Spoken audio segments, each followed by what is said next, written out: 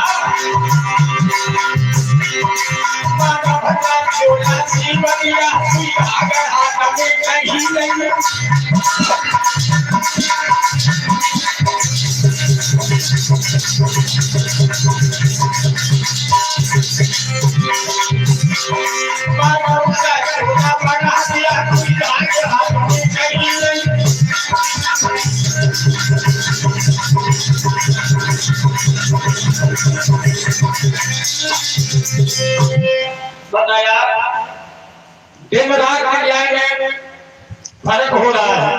आपने किसी का खेत काट लिया, आपने किसी का खेत काटा और अपने खेत में ला करके बोझ रख लिए। वहां से भी संत जी गुजर रहे हैं। किसान ने पूछा, महाराज ये बताओ हमारे इस खेत में कितना गेहूं होगा? तो महात्मा जी ने कह दिया, बेटा तुम्हारे इस खेत में 5 कुंटल गेहूं पैदा हुआ। अब किसान ने सोचा कि 5 कुंटल तो बाबा जी ने दे ही दिए, अब रात भर चोरी कर दें, 10, 20, 50 बोझ इधर उधर से उठा के अपने खेत में और रख लिए।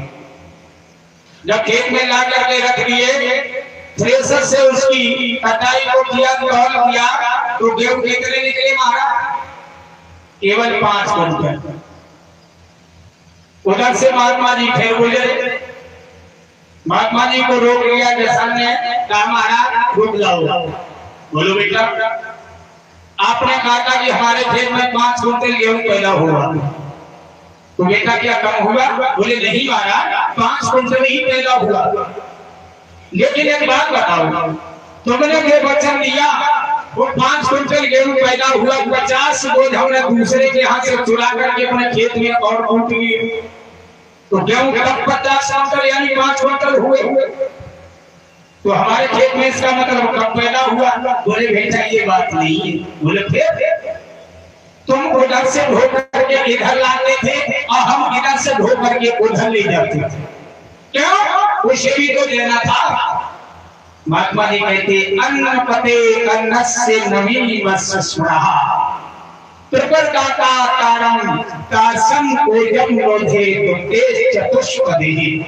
ये मानव, तू जैसा कर्म करेगा और वैसा ही फल तुझे प्राप्त होगा।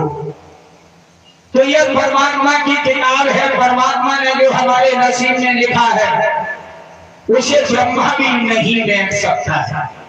क्यों? मनु महाराज जी लिखते हैं और ये कहते हैं कि मानव के जो मस्तक में लिखा है, विधना ने जो लिख दियो छठी रात के अंग, तिल घटे लड़ाई बड़े और रहरे जीव ये संसद, उसमें से एक भी तिल न तो कम होगा और न बढ़ेगा। कहने का मतलब है ये परमात्मा की किताब है, आपको साफ नजर आ रही है। मानव का शरीर ये हमारा आपका बनाया। महाराज परिचय जी, ये मनुष्य का जो शरीर बनाया तो बनाते हुए किसी ने देखा या उस परमात्मा के हाथ में सुई धागा को देखा नहीं देखा। फिर इस परमात्मा ने इस मानव के शरीर को बनाया बनाते हुए नहीं देखा।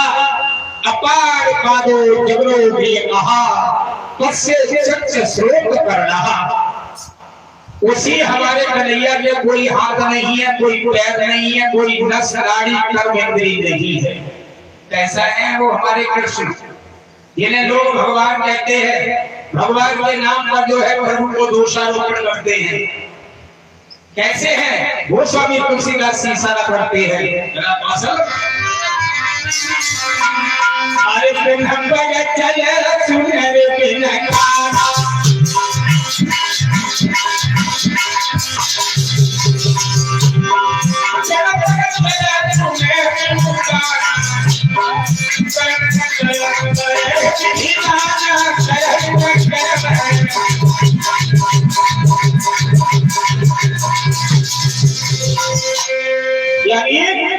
परमात्मा के कोई न तो हाथ है, न नस है, न नाड़ी कर्म इंद्रिय नहीं है। ये तो तुलसीदास जी महाराज ने लिखा है, मगर हमारे वेदों में वर्णन आया है। ये आया अपार पादो जबनो भी कहा, पश्य चक्षु स्रोत कर रहा। उस परमात्मा के कोई हाथ पैर नस नाड़ी कर्म इंद्रियां नहीं है। और वो परमात्मा कृष्ण का यदि दर्शन करना चाहते हो, क्यों कृष्ण भगवान को ही संसार में जितने भी देश अवतार हुए, उन देश अवतारों में केवल भगवान कन्हैया को ही महायोगी कहा गया। और कोई महायोगी इसी के नाम के आगे लिखा गया। और कृष्ण भगवान को क्या कहा गया? महायोगी राज कृष्ण भगवान। भगवान कृष्ण के मस्तक पर आपने देखा होगा मुकुट बना है, और मुकुट पर जो है मोर का पंख लगा हुआ। लगा मारा आपके तो वृंदावन में ही ससुराल तो देखा होगा ना। अच्छा, मोर का पंख क्यों लगाते? मोर का पंख इसलिए लगाया जाता है, मोरस्याम तस्यो नदित्या, यानी मोर का पंख जो है ब्रह्मचर्य का प्रतीक है कि हमारे कृष्ण भगवान ब्रह्मचर्य का पालन करती थी। क्यों? मोर जो होता है कभी भी जिस प्रकार से मानव अन्य जीव जंतु विषय में फंसे हुए हैं, लेकिन मोर कभी भी विषय हो नहीं करता। इसीलिए हमारे महायोगी राज कृष्ण के सिर पर जो है मोर का पंख लगा हुआ है, इसीलिए इनको महायोगी राज कहा है। योगियों में महायोगी कृष्ण भगवान जैसा महायोगी सब भूमंडल पर न तो पैदा हुआ है और न आगे पैदा भी होगा। हम नहीं कह रहे, भागवत खोलिए, भागवत के 84 अध्याय 838 श्लोक नंबर 36 पर देखिए। आप किताब खोल के रख लीजिए, जो मैं कहता हूं वो वहां पर न मिले तो मैं यहां से चला जाऊं। उसमें लिखा है, क्या लिखा? एको देवा सर्वभूतेषु गुणः सर्वव्यापी सर्वभूतान्तरात्मा। वो पवित्र आत्मा महायोगी राज कृष्ण भगवान ब्रह्मचर्य का पालन करते थे। आज लोगों ने हमारे कृष्ण भगवान के ऊपर जाने के कितने दोष लगाते, जिनका लिखा हुआ महाग्रंथ है, जिसके एक एक श्लोक पर लोग पीएचडी करते हैं, लेकिन फिर भी अर्थ समझ में नहीं आता है। जिसे कहते हैं गीता। गीता सुगीता कर्तव्य किमन शासन विष्णु। गीता शास्त्र का अध्ययन करने के उपरांत अन्य किसी भी ग्रंथ को पढ़ने की कोई आवश्यकता नहीं होती। उन्हीं महायोगी राज भगवान कृष्ण जी महाराज आप कथा श्रवण कर रहे हैं, जिन भगवान के बारे में कहा गया वो परमात्मा ऐसा है। कल प्रसंग चल रहा था तो भोली भैया हमारे यहाँ प्रश्न कर रहे थे कि वृक्ष पहले बना बीज पहले बना। तो रविता जी ने क्या बताया था, ये दोनों कैसे हैं? सजाती कि हम तो सुनते रहते हैं आप लोगों की बात। अब सजाती कैसे है, प्रमाण के लिए आप ऋग्वेद मंडल 8 सूक्त नंबर 38 को पढ़िए। द्वार से बड़ा सयुजा सकाया समानम वृक्षम स्पर्शस्य जायते अभिचार शीतम। आप चना की दाल ले लें या चना को ले लें, और चना को जब दोनों तरफ से उसे उठाएंगे तो बीच में क्या मिलेगा, अंकुर मिलता है। तो बीज से पहले वृक्ष है अथवा नहीं है, उसके अंदर वृक्ष छुपा हुआ है। अब वृक्ष के अंदर क्या छुपा है, बीज। अब न समझ में आए तो ऐसे आए, शंका करने की कोई जरूरत नहीं है। एक्स वाई जेड कुछ भी आप लाइए, हमारे पास लाइए, ऊपर नहीं। अब पूछना है तो बात, अब हम बैठे हो तो डायरेक्ट ले आओ। आरे फलक अंदर बीज, बीज में वृक्ष पाया रे सोगे।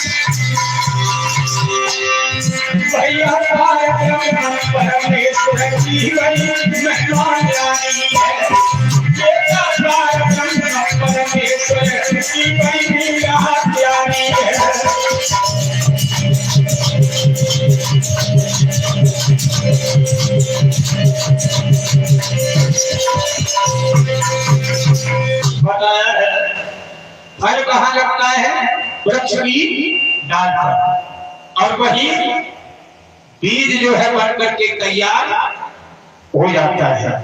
और बीज के अंदर वो वृक्ष बढ़ करके तैयार होता है। ये कैसे है, सजाती, सजाती है कि नहीं तुम्हारा? सजाती का मतलब ये दो इकट्ठे रहते हैं, बिना बीज के वृक्ष नाए और बिना वृक्ष के रहना है। जैसे बिना शरीर के जीवात्मा रुक पाएगी, और बिना जीवात्मा के शरीर कैसा हो जाएगा, मुर्दा। सजाती है, एक दूसरे को कभी छोड़ नहीं सकते हैं। जैसे अंधम तमा प्रवसंति अगत्यानुपास्ते तौ। जहां अंधकार है वही तो प्रकाश है, और जहां प्रकाश है वही तो अंधकार है। जहां भूख है वही तो भोजन है, और जहां भोजन है वही तो भूख है। भूख को आपने देखा है? क्यों दादा? भूख देखी है आपने? प्यास दिखाई देती है क्या? नहीं देती है। आपको अंदर से अनुभव हो रहा है कि हमें भूख लग रही है, अंदर से अनुभव हुआ कि हमें प्यास लग रही है, अपनी रास्ता पर हो अनुभव किया। इसी प्रकार से क्या बताया? ये कहा इसी प्रकार से वो भगवान केवल अनुभव में मिलेगा, इन आंखों से दिखाई नहीं देगा। तुम्हारा नरसिंह जी का कथा सुनी भगवान जब उनके रथवान बने तो भगवान ने क्या कहा था नरसिंह से? ये कहा कि तुम अपने ये नेत्र बंद कर लो, उसके बाद हम तुमको यानी बहुत अच्छा नाटक दिखाएंगे। तो जैसे ही संतों ने नरसिंह जी ने नेत्र बंद किए और भगवान ने पल में सिरसागढ़ से पहुंचा दिया। सिरसागढ़ जूनागढ़ से, जूनागढ़ कहाँ पड़ता है? ये गुजरात में पड़ता है, थार के पास। तो ये नेत्र तुम्हें अपने मिटाने पड़ेंगे। ये नहीं कह रहे कि फोड़ दो, नहीं, इनको बंद करना पड़ेगा और तब तो दिखाई देगा कि आप अनुभव में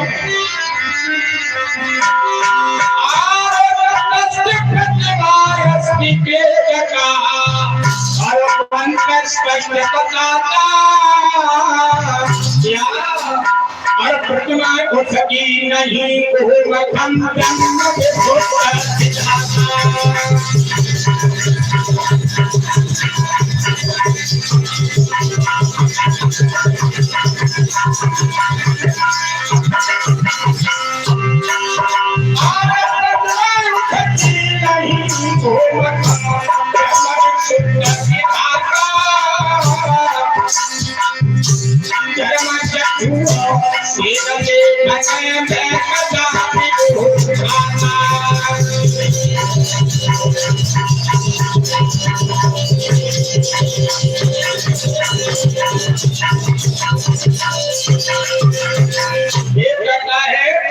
न तस्य प्रतिमा अस्ति यस्य नाम महदेशः।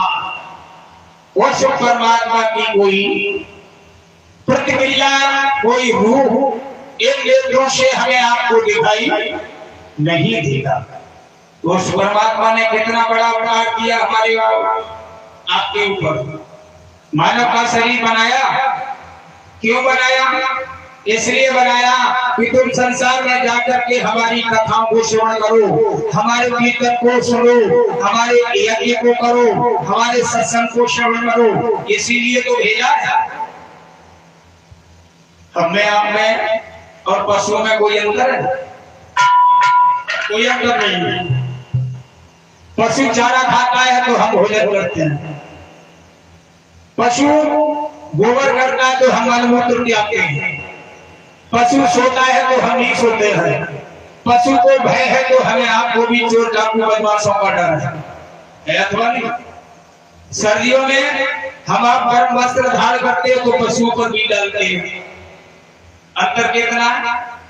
अंतर इतना है, पशु को एक बोतल शराब और एक बाल्टी पानी में 4 बूंद डाल दी जाए, उसके बाद पशु के सामने वो जल रखा जाए तो क्या पिएगा? नहीं पिएगा।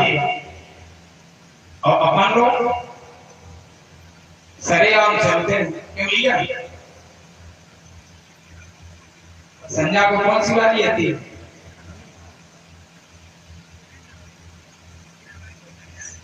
रोज लोग पीते हैं चारों तरफ। तो पशु अच्छा है या हम? पशु अच्छा हुआ?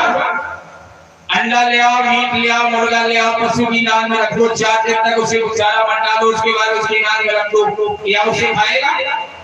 नहीं खाएगा। और अपन चलता है, बड़े को हो चाहे छोटे हो, तो अच्छा कौन हुआ? पशु अच्छा हुआ? केवल अंतर इतना है, पशु को आपने जंजीर में बांध दिया, प्यासा है तड़पता रहेगा, मुंह से नहीं कर पाएगा। आपको पानी की प्यास लगी है, नल पे जाएंगे और पानी हम कैसे है? स्वतंत्र है, और पशु कैसा है? परतंत्र है, आपके अधीन है। तो मानव का ये कर्तव्य है, हम आप संतान पैदा करते तो पशु नहीं करता, लेकिन पशु भगवान का नाम का गुणानुवाद नहीं कर सकता है, लेकिन मानव ये कार्य कर सकता है, लेकिन करते नहीं है। भगवान की कथा को सुनने के लिए कहा जाए तो कहते भैया अभी टाइम नहीं है हमारे पास, गर्मी ज्यादा पड़ रही है, शाम को आएगा, ये कहते हैं। और यदि कहीं पर जो है वैश्याओं का नाच होता हो, नौटंकी ड्रामा होता हो तो कहना नहीं पड़ेगा, क्यों? इसलिए अरे भैया भागवत सुना दे, मसला सुन सुन के अपनी भला कथा भागवत गंगा के बुखार में हिला।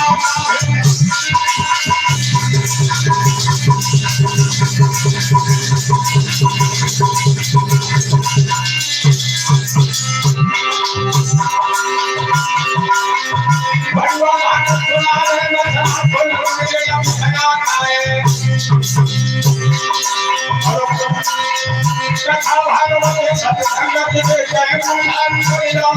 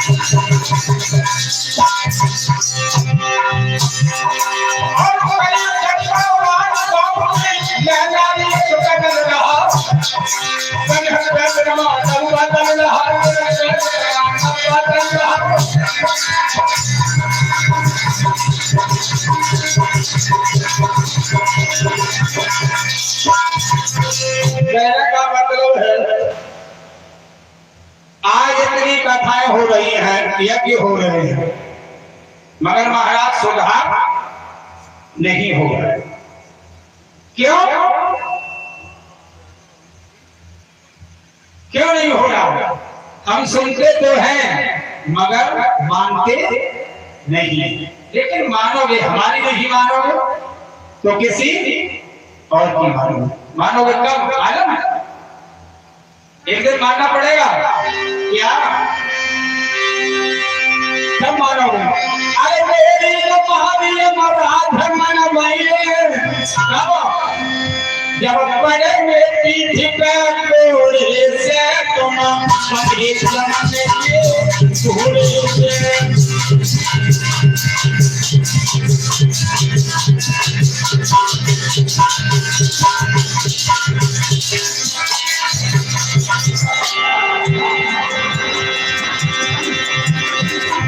ये बदला मारो बड़े की सारू करेगी अब मेरो लगा तुमनु के मेरी मानो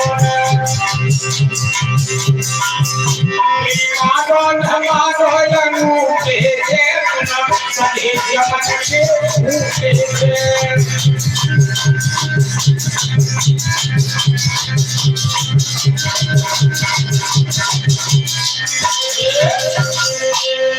क्वेश्चन मानना पड़ेगा। जिससे निमराज लेने के लिए आएंगे फिर गाँव से कछु नहीं कहते हो। इमारत परीक्षा दी कछु के पाओगा, एक तो कान से सुनाएगा वो बंद, आंख से दिखाएगा वो बंद, अब मुंह से कहो तो अपनी करेगी कि हम बचे कैसे। तो बचने का साधन है केवल क्या? ये भगवान की कथा। भगवान की कथा को यदि आपने मन से श्रवण किया तो शायद आपके अंदर दो शब्द भी यदि बने रहे तो आपकी नाव इस भवसागर से पार हो जाए। आप कहीं शहर में रह रहे, आप जब शहर में रह रहे, अपना खुद का मकान नहीं है, किराए पर रह रहे, मतलब किराए पर रह रहे, महीना पर यदि आप उस मालिक को किराया नहीं देंगे तो मकान वाला मालिक क्या आपको रहने देगा? रहने देगा? निकाल देगा। अच्छा कहेंगे भैया अगले महीना दे देंगे तो वो मान जाएगा। उसी मकान में चूल्हा जला करके तो आप खाना पकाएं तो क्या करेगा मकान का मालिक? कहेगा भैया तुम ऐसा करो आ जाइए, क्यों मकान सब काला पड़ रहा है, ये मकान आपका है, किसने दिया है? परमात्मा ने दिया। और जब इस मकान में आप रह रहे, इसका किराया भी नहीं दे रहे, अब ऊपर से इसे गंदा भी कर रहे हैं, तो मकान का मालिक क्या करेगा आपके साथ? गंदा का मतलब समझ रहे? नीचे क्या है, इसके नीचे क्या भरा है? मल, मल भरा है। ऊपर क्या है? बीच में परमात्मा का वास है और ऊपर से बीड़ी का धुआं जा रहा है। जीवात्मा अंदर फड़फड़ा रहा, कह रहा है दोस्त तुझे अपने मानव का शरीर दिया, दोबारा तुझे नहीं देंगे। ऊपर आ रहा तो भक्सी में, नीचे जा रहा तो मल में, बीच में फंस गया, किराया भी नहीं दे रहे, मकान को गंदा भी कर रहे हो, तो भला कौन रखेगा तुम्हें? नहीं रखेगा। तो इसलिए चलते हैं एक साथ सभी लोग बोलेंगे कछु पल्ले पर रहो कि न पड़े तो बताएंगे, क्यों भाषा जटिल है हमारी।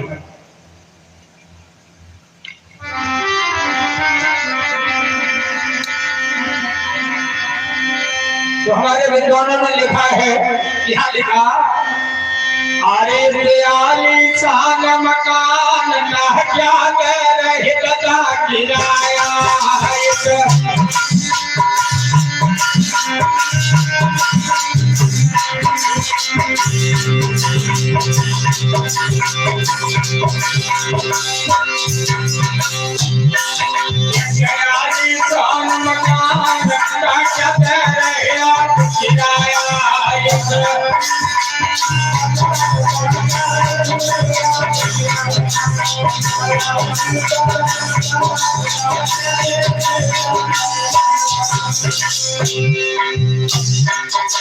ये भी पैसा किसी ने चुकाया, अब भगवान पैसा थोड़े मांगे हो ना।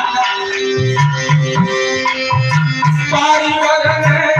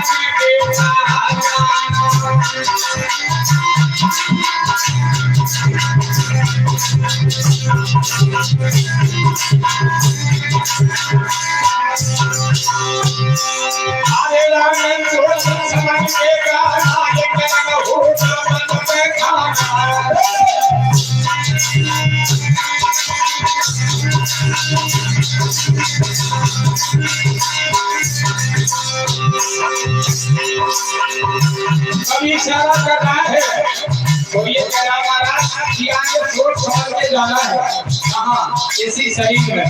देखो यहाँ पे हो तो नीचे सोच समझ के जाइयो। क्यों एक लग होगा पद पैखाना, एक तरफ लेफ्ट हैंड बनिए लेफ्ट हैंड उसमें मतलब घुसे जाइए और एक तरफ महाराज आगे जाके सोच समझ के जाना। ये कहना होगा पद पैखाना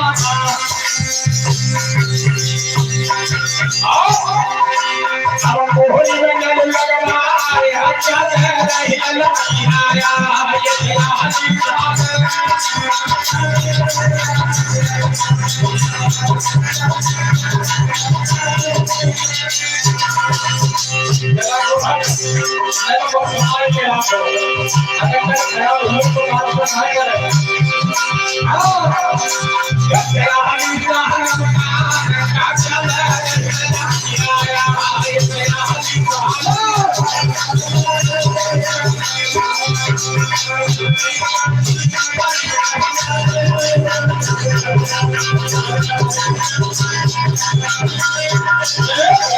ये बताया कि पहले आपके समय में देशा मैदान करने कहाँ जाते थे?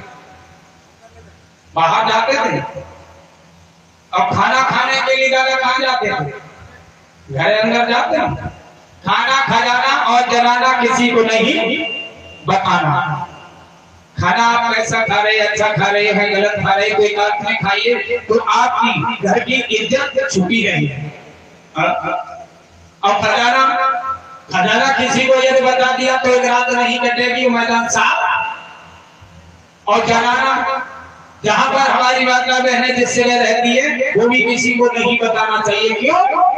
इसलिए नहीं बताना चाहिए विद्या फलता फल लता। बड़ा दिमाग लगाइए। विद्या बनिता बन लता और जेल कटे फुल ज्ञान जो इनके नजदीक है उताई सो लगता। विद्या ब्राह्मण देवता विद्या पढ़ेंगे तो उन्हें भी आएगा और अही देवता विद्या पढ़े तो उन्हें आए ना, उन्हें तो आएगा। ठाकुर साहब पढ़ेंगे तो वो विद्वान हो जाएंगे। अच्छा डॉक्टर पढ़ेगा तो उसे भी विद्या आएगी। जो मेहनत करेगा विद्या आएगी कि नहीं आएगी? कोई भेदभाव नहीं। वनिता कहते हैं स्त्री को। और जो स्त्रियों के नजदीक अधिक रहता है चाहे घर का हो चाहे बाहर का हो तो एक दिन वो नारी उस घर को छोड़ करके उसी के साथ चली जाती है। जे जनादेव के ऊंचे मुल्को है कि नीचे मुल्को है, कालो है कि भूरो है कि मोटू है कि पतरू, उन्हें नहीं मतलब। क्यों? वन लता जैसे जंगल में वृक्ष खड़ा हो चाहे बबूल का हो चाहे आम का हो और उसके किनारे पर लताएं खड़ी हैं तो लता ये नहीं दिखेगी कि नीम का पौधा उस पर ऊपर चढ़ना प्रारंभ कर देगा। विद्या बनिता बन लता। और बिहार की कहावत है स्त्री पुस्तक कलम दूसरे के हाथ लगी के गई। किताब किसी दूसरे को पढ़ने को दे दो तो कुछ नहीं कहेगा तो उसने तो पेज काट लिया। नकल टीप लेगा जैसे हमारा मुंह है, नकल की बहुत। और कलम बैंक में जाओ विड्रॉल भरना और किसी दूसरे ने मांग ली उसे दे दो तो दौलत को पैसा निकाले तो कलम गायब। विद्वानों का मत है चित्रा नाम देवा नाम मुद्रा नीकम चक्षुष निष्कर्ष बड़े शागिले आपहा ध्यावा पृथ्वी अंतरिक्ष आत्मा जगतस्व। कहने का मतलब है आप जब इस चीज का किराया नहीं दे रहे हैं तो क्या ये मनुष्य का शरीर दोबारा आपको मिलेगा? नहीं मिलेगा। खेत में बीज बोने के लिए हम बड़ी तसल्ली से रखते हैं, उसमें दवाई डालते हैं, भंडार गृह में सुरक्षित रखते हैं जिससे कि समय आने पर खेत में बोलेंगे और वो उगाएगा, उससे हमें अच्छी फसल पैदा होगी। तो ये शरीर मानव का जो मेरा है क्या है? ये बीज ये धरोहर को रूप में परमात्मा ने हमको दिया है, इसे सुरक्षित रखना और जाकर के हमारी भक्ति को करना तो दोबारा अपने मानव का शरीर फिर मिल जाएगा। लेकिन मानव बड़ा बेईमान ऐसा करता नहीं है। इस मानव के शरीर से बड़े बड़े महान पातकी जीवों का उद्धार हुआ है इसी मानव के शरीर से। और यदि मानव का ही शरीर नहीं है तो क्या हो जाएगा उद्धार? नहीं होगा। मैंने ऐसा देखा है, सुना है, लोग ये कहते हैं कि चलो भैया मैं तो कथा के 7 दिन है, 7वें दिन कथा सुनेंगे। 7वें दिन की कथा में कोई रहस्य नहीं है। जो पहले दिन की कथा सुनता है उसका निश्चय ही कल्याण हो जाता है। क्यों?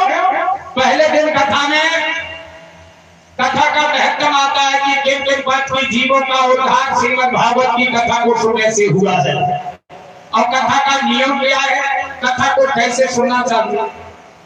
जब आपको नियम ही नहीं मालूम है, बैठने का तरीका नहीं मालूम है, तो कथा को सुनोगे क्या? सुन सकते हो? कथा में बैठने का तरकीब है। व्यास जी ने अपने पुत्र सुखदेव को जो बताया तो सुखदेव ने राजा परीक्षित को बैठने का तरीका बताया था। बैठने का तरीका है पालथी मार के बैठो, रीढ़ की हड्डी को सीधा कीजिए, दोनों हाथों को यूं करके ऐसे बैठा जाता है। इसे कहते हैं ब्रह्म, इसे कहते हैं दीन। दोनों को मिलाया जाता है, यूं करके वैसे बैठा जाता है। रीढ़ की हड्डी जो है बिल्कुल सीधी हो जाती है, इसी के पीछे मकर तार है। कल कथा सुनी थी आपने, क्या कहा था? नारी और पुरुष वाला बहुत बड़ा रहस्य है। नारी बड़ी है या नर? कौन बड़ा है? नारी। नारी बड़ी है कि नहीं भाई? देखो, चाहे माता बहनों को ले लो, व्हाट इज स्पिरिचुअलिटी? अध्यात्म क्या है? अरस्तु कहता है नोबल है सिंगा गॉड। नारी, हम आप बीमार हो जाते हैं तो डॉक्टर हाथ देखता है, नाड़ी देखता है? नाड़ी को देखता है। और शरीर के अंदर कितनी नाड़ियां हैं? 9 नाड़ियां हैं, जिनमें मुख्य है कितनी? इंगला, पिंगला और सुषुम्ना। 3 नाड़ियां हैं। इंगला किसे कहते हैं? ये स्वर है, इंगला है, और ये है पिंगला। और सुषुम्ना नाड़ी इसे के बीच में चलती है। और ये तीनों धारे कहां मिलती है? वाला कर सकती। गंगा नहाने गए हो इलाहाबाद संगम पर, 3 धारे हैं कहा कि 2 है? 2 ही तो है, एक सफेद है, काली है। और लोग कहते हैं कि उधर किला की तरफ तीसरी धार और गई है। तो मैं स्टीमर में बैठ कर के उधर भी गया तो उधर भी दिखाई नहीं पड़ी। धारें तो केवल 2 है और काफी दूर तक दिखाई देती हैं। लेकिन हमारे शास्त्रों का ऐसा कहना है वो संगम नहीं है, ये हमारे शरीर के अंदर संगम है। एक इंगला है, एक गंगा है, एक कोबरा कहते हैं, तीसरी धार सुषुम्ना नाड़ी है। ये तीनों धारें बहती हैं और जाकर के संगम पर इकट्ठी होती है। कहाँ? त्रिपुटी पर।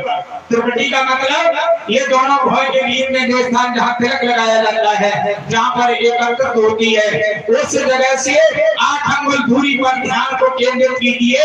यानी इतनी दूरी पर यहाँ से आने को, नेत्रों को बंद करके दृष्टि को यानी उलट करके ध्यान करके देखेंगे तो वही तुम्हारे महायोगी राधे कृष्ण भगवान दिखाई देंगे। करना आपको है। पद्मासन लगाइए, नहीं लगता है सिद्धासन लगाइए, 8 अंगुल की दूरी पर निगाह को जमाइए, उसके बाद उस ब्रह्म का दर्शन आपको होगा।